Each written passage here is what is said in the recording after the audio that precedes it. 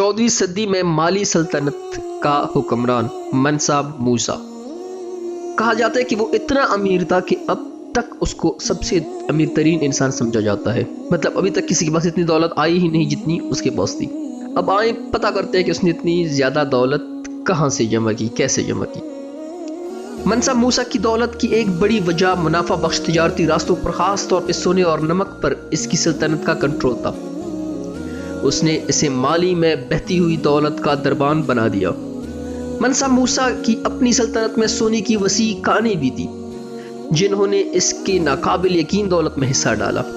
مالی سلطنت اپنے سونے کے وافر ذخائر کے لیے مشہور تھی اور منسا موسیٰ کو ان سب تک رسائی حاصل تھی۔ ایک ماہر سفارتکار اور حکمران کے طور پہ منسا موسیٰ نے پڑوسی ریاستوں اور تجارتی شراکت داروں کے ساتھ مضبوط تعلقات قائم کیے۔ اس نے اسے تجارتی نیٹ ورک کو بڑھانے اور تجارت میں خراج کے ذریعے اپنی دولت میں اضافہ کرنے کے قابل بنایا۔ مزید برآں منسا موسیٰ کی 1324 میں مکہ کی زیارت نے اس کی دولت کی نمائش میں اہم کردار ادا کیا۔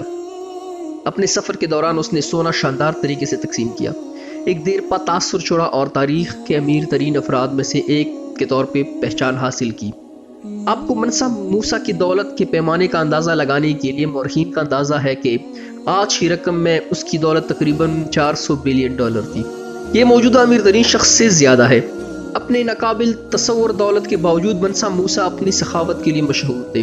اس نے اسکولوں، لائبریریوں اور مساجد کی تعمیر کے لیے مالی امداد فراہم کی، پوری سلطنت میں تعلیم اور مذہبی ترقی کو فروغ دیا۔ منسا موسیٰ کی غیر معمولی دولت نے مالی سلطنت کو بھی دنیا کے نقشے پہ ڈال دیا۔ اس نے دور دراز ممالک سے تاجروں، اسکالرز اور متلاشیوں کو اپنی طرف متوجہ کیا، جس سے ثقافتی تبادلے ہوئے اور سلطنت کا وقار اور اثر و رسوخ میں حصہ لیا۔ کہا جاتا ہے کہ یہ اتنے امیر تھے کہ ایک دفعہ یہ ایجپٹ سے گزر رہے تھے اور اس نے اتنا سونا تقسیم کیا کہ ایجپٹ کی اکانومی گر گئی۔ سونے کی قیمت تب تک سونا ہے جب وہ کسی ایک بندے کے پاس ہو۔ اگر یہی سونا ہر ایک بندے کے پاس آ گیا تو پھر نہ کوئی خریدنے والا ہوگا نہ کوئی بیچنے والا۔